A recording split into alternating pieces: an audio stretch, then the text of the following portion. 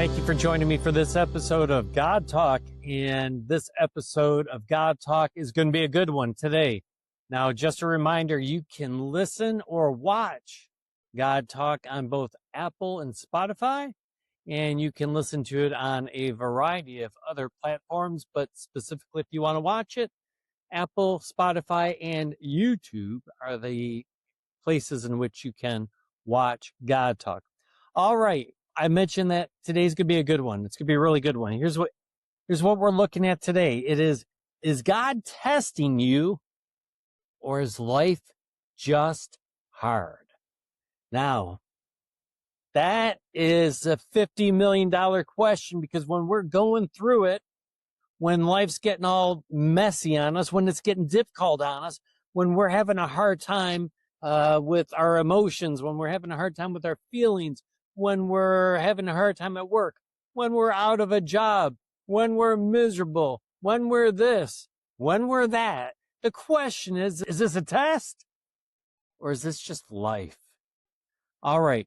How are we going to kind of figure this out? Well, I think we have to start by looking where God tests in the Bible. I'm going to read one story to you, probably the best example when God tests. I'm going to talk to you about a couple other stories in the Bible. And then we're going to try to figure out, what does that mean for our lives, and how can we discern it? How can we know it? How can we understand which one it is? Is life just really stinking, or is God putting us to the test? All right, let's look at probably the best example in Scripture of God testing. And it is God testing Abraham to see if he'll sacrifice his son, his one and only son, Isaac. It comes to us from Genesis 22. And I'm going to read it for you, and we're going to kind of learn about how God tests through it. So it says, sometimes later God tested Abraham. So God does test us, okay? He tested Abraham, and he said to him, Abraham, here I am, Abraham replied.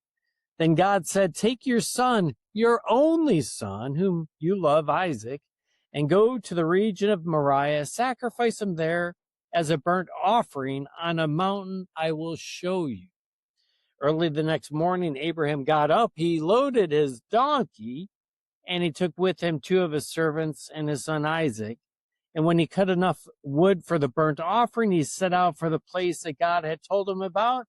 And on the third day, he arrived at the place, saw it in the distance, and he said to his servants, stay here with the donkey while I and the boy go over there. We will worship, and we will come back to you.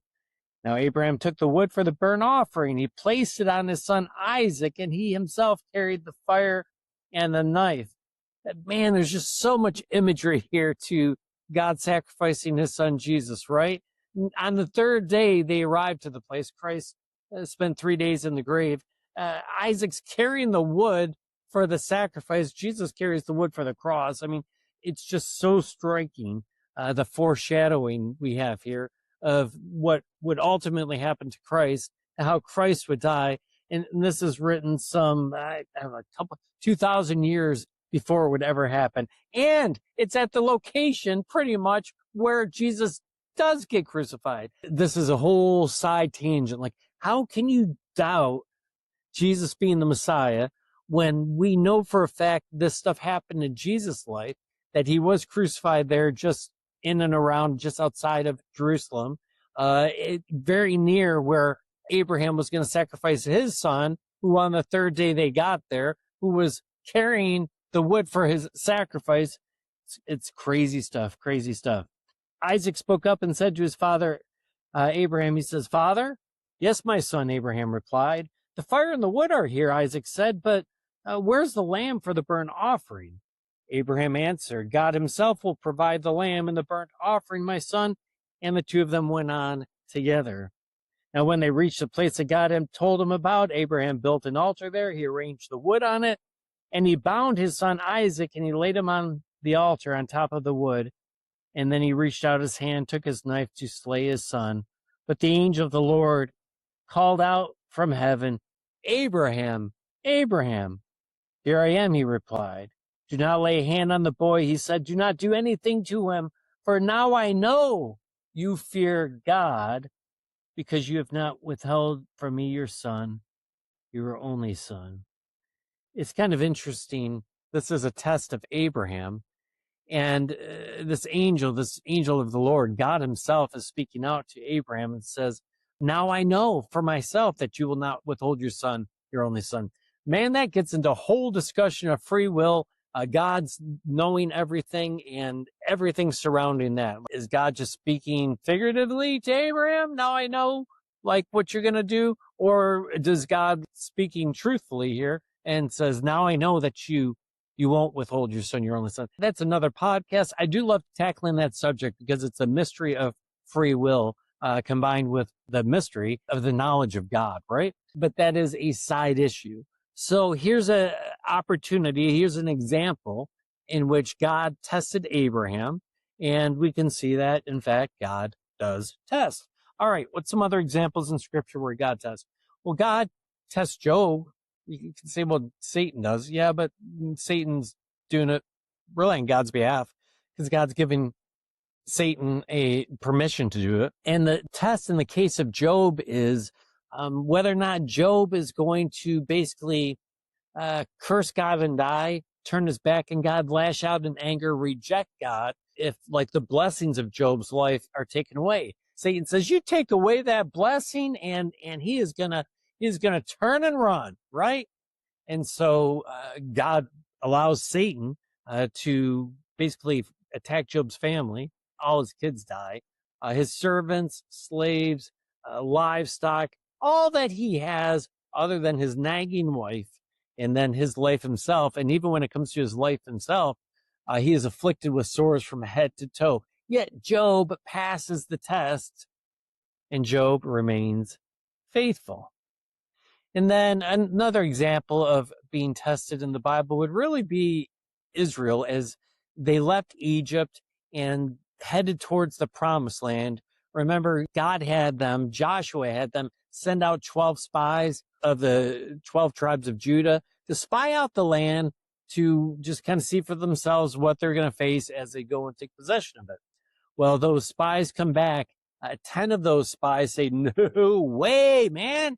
It's a beautiful land, like lots of fruit, lots of just beauty everywhere, but there's giants in the land. It'll smush us like a bug, right? But then the other two say, it doesn't matter. I mean, like God is greater than these giants, these descendants of the Nephilim that live there. We will be victorious. Let's take the land. Well, 10 outvotes 2. And guess what? Israel doesn't pass the test. They don't get to enter the promised land. And they have to then wander the wilderness for 40 more years. There's all kinds of misery. There's all kinds of pain. There's all kinds of suffering. Water's scarce.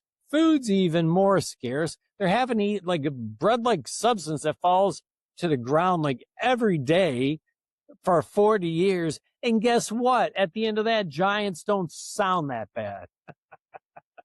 And they're willing to risk it, right? You know, when life is miserable enough, like, then that test isn't as much of a test because death is sometimes better than life, it seems, at least. So they eventually passed the test, but they failed it the first time and had to wander around in the desert for 40 years. All right. So how do we know? How do we know if something happening in our life is a test from God, or if it's just that we're living in a sinful, broken, fallen world, and sometimes life is just hard? How can you tell the difference? All right, here's one of the ways that you can tell. The first way you can tell is, did you bring it upon yourself? Was there a stupid decision that you made that you shouldn't have made, that now you're paying the price for it? Folks, that ain't a test. That is you making a very poor decision, and you reap what you sow. If you sow a stupid decision, you're going to reap the consequences of that. In the case of all of these, Abraham didn't make that decision to go sacrifice his son. God told him to do it. And Job, He wasn't doing anything wrong. All of this stuff just started coming into his life. And then with Israel being tested, they just chose not to do it. God took them to the land. They made the stupid decision, which is no. And then they just kind of brought this upon themselves. So if we're doing something which is bringing something bad, some difficulties, some trials in our life, then it's not a test. It's a test when we're not doing something and God says to do it. And then we can either pass that test or we can fail that test. In the case of Israel, they failed that test. But they made the stupid decision by coming back and saying, no, we can't. Job passed the test. He knew he hadn't sinned. Like his friends are accusing him, trying to make him think that he was responsible for it, but he knew he wasn't. And he knew God was.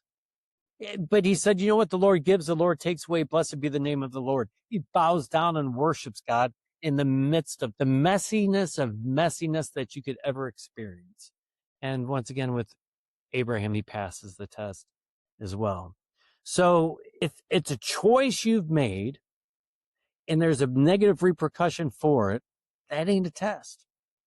If it's an action you took and you're bearing the responsibility, you're bearing the consequences of that action you took, then it's not a test. But if you didn't do anything, nothing at all, you had zero responsibility for it, then maybe it could be a test. It doesn't have to be, because we do live in a fallen and broken world, and sometimes we've done nothing or next to nothing, and it just comes and finds us. That can happen, but that's also how tests happen. So if you haven't done anything, hold out the possibility that might be a test. And then the other thing I think we've got to ask, are you being challenged to make a tough decision? Abraham was being challenged to make a tough decision. In the case of Israel, they were being challenged to make a tough decision. Job doesn't really fit that category because he wasn't being challenged to make a tough decision, but he was being tested at least to see if he would remain faithful even when like his blessings were removed. So neither of these are like perfect ways of weeding out of whether or not something that's going on in your life right now is the result of a broken, sinful world. But you can say this: if you're being challenged to make a very difficult decision, hold out the possibility that may indeed be a test. And if like you had no responsibility for it whatsoever, hold out the possibility that might be a test. Let me give you a third category. Sometimes it can be both. What do I mean by that? Sometimes it can be life's being hard and you made a stupid decision and you're also being tested. And I'm going to use myself as an example for this one. All right. Not one of my finer moments, and you do not have to use this against me. In fact, you can't, because I told you about it. Sometimes people like to point out what I point out about myself. I'm like, why are you pointing this out about me? I already said it about myself. You can't say it about me. I already said it in front of everyone. This is going to be one of those examples. All right. Like 2 weeks ago, I did a podcast on ubiquitous evil. Kind of on this kick lately that there's evil all around. I don't want to say I pride myself on this. I feel a fair amount of confidence that I can sniff out evil a fair amount of the time. A lot of times God allows me to see around corners. He kind of just gives me an intuition, a feeling in which I know when like something might not turn out well.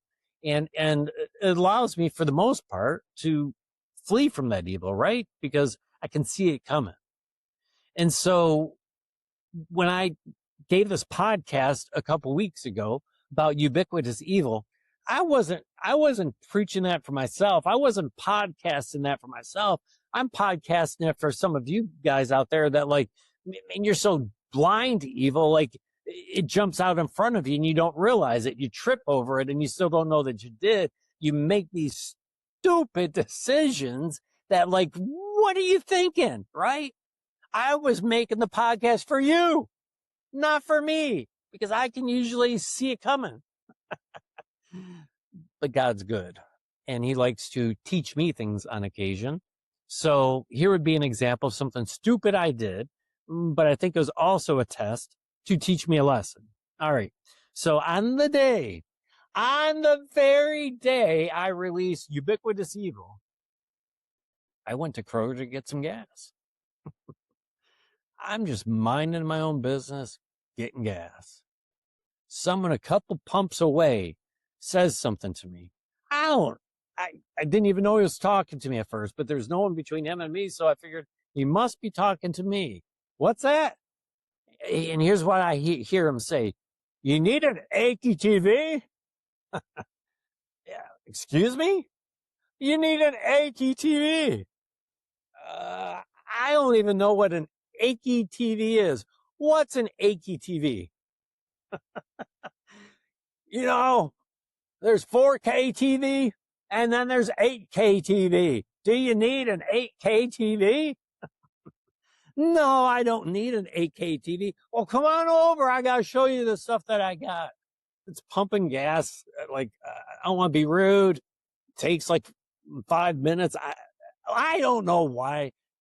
Stupidly, I walk over there. And as I walk over there, he opens up he's got a truck, but he's got like a cover over the truck. He lifts it up and he shows me all these things that basically say motorized projector and then some sort of like I don't know. He called them TVs, but they're really just he called it a laser projector. That was the TV part. And he's like, I got this shipment of these and they shipped me more than what I asked for. And I can't return them because they don't have record they shipped. They're like, how can we take inventory back? We don't show that we gave you. And he's like, man, I'm just trying to get whatever I can for these.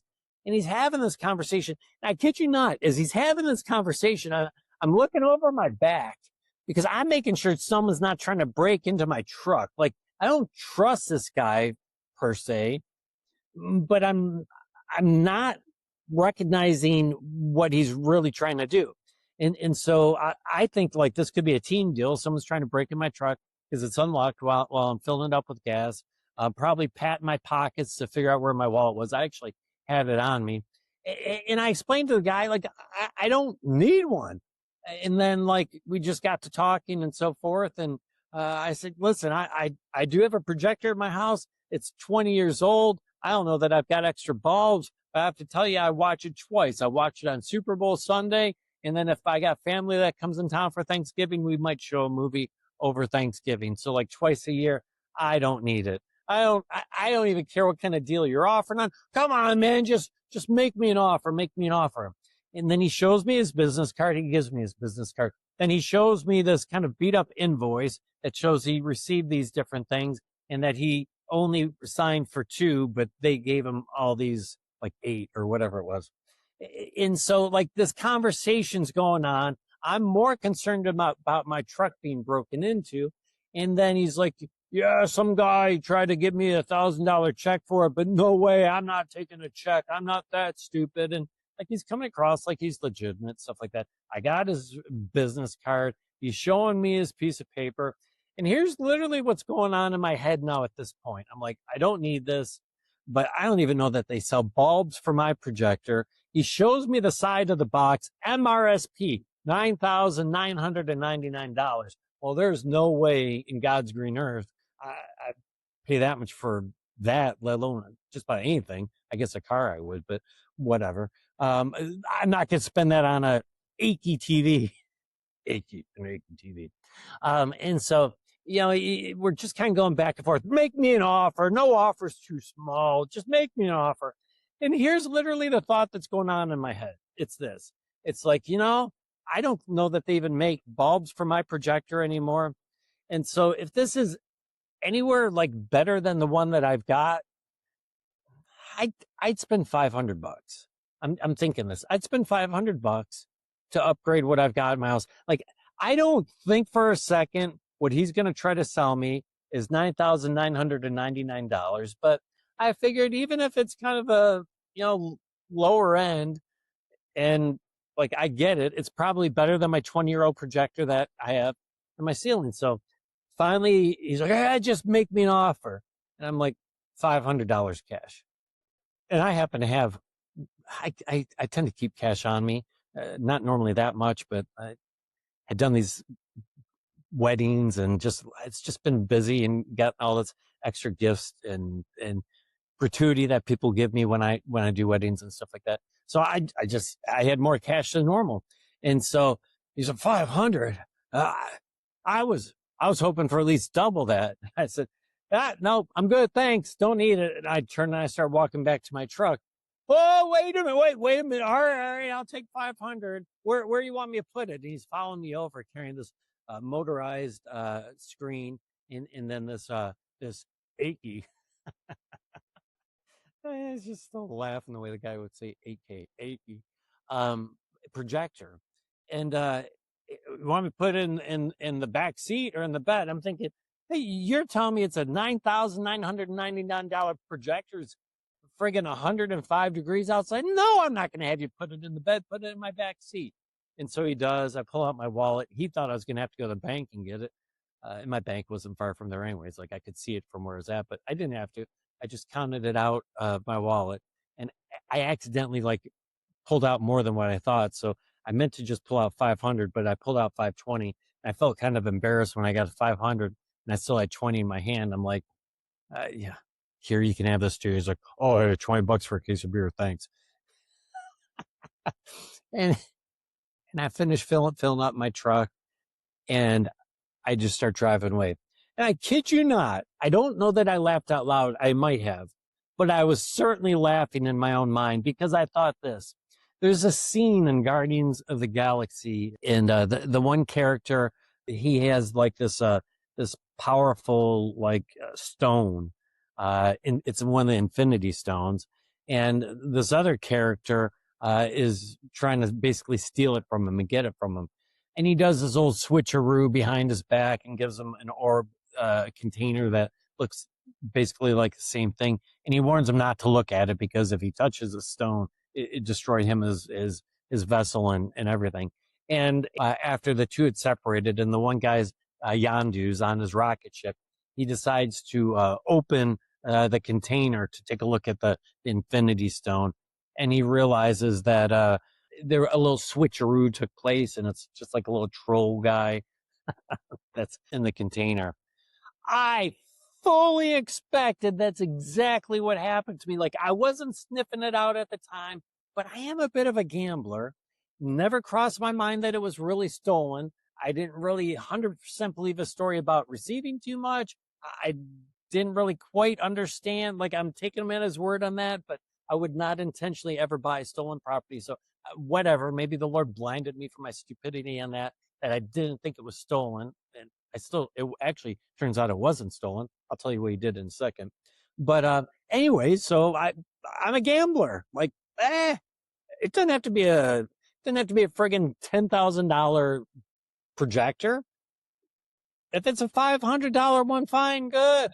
Like, anything above that, golden, I'm ahead, right? But I was busy the rest of that day. And frankly, I was busy the whole next day. Like, this is not a high priority to me. I didn't need one. And in the end, I figured I got kind of scammed, screwed, whatever in the process anyways. So eventually, like the second day in the evening, I decided to take a look at what I ended up with. First thing is I open up the motorized screen. I spent like 10, 15 minutes looking for like the button for it to be motorized. It wasn't a motorized screen. It was a pull down screen. And then I opened the projector, and when it was tiny and it had just like cords that were like maybe 8 inches long, to connect into like your sound system, I knew that wasn't a good sign. Not to mention, I'm looking, and there's a lens on this thing. It's not laser. And when I look at the back of it, there's not a whole lot of like inputs / outputs. And guess what? I knew I got screwed. In fact, I think I took a picture of it with my phone, and I asked ChatGPT how much this thing was worth. And it basically said, if you paid more than double digits, you got screwed, dude. And I did. And you know what? How is it on the very day I'm podcasting to you guys that you got to wake up? There's evil all around you. There's evil in this world. There's in your marriages, in your kids, in your boss, in your dog, like everywhere in the world. Ubiquitous evil everywhere. And I'm listening to some hick at a gas station. What he ended up doing is, I guess you can do this. You basically can get packaging printed any way you want, and then you can stick whatever you want in it. So he stuck a cheap projector because before I did take it, I saw that it looked like, packaged factory like a projector, but the projector didn't match the box. And so like I was taken in by evil once again on the day that I'm teaching on ubiquitous evil. And so the point is is sometimes it can be a test, and sometimes it can be a stupid decision. Sometimes it can be both. Usually isn't, but sometimes it can be both. But here's why I think that was for me. Because I made a stupid decision. Because I do have a high level for risk. But I made a stupid decision. But it was also a test. One, Greg, are you going to practice what you preach or what you podcast? And the second is like, oh, you think you're good at seeing evil? Let me just show you how not good you are. So you better be careful. Better be very careful. All right. You cannot use that story against me. If I bring it up myself, you cannot use that story against me. I hope that helps you process a little bit. Like, sometimes God is testing us. Sometimes it is stupid decisions. Rarely, but even sometimes, it can be both. The easiest way to determine right is, did you bring it upon yourself by actions or deeds? Then you probably can't blame it that God's testing you. And you have to ask yourself, are you being challenged to make a very tough decision? Because if you are, there's a good chance then that is a test. Thank you for joining me for this episode of God Talking. I look forward to talking to you again next time. God bless and have a great day.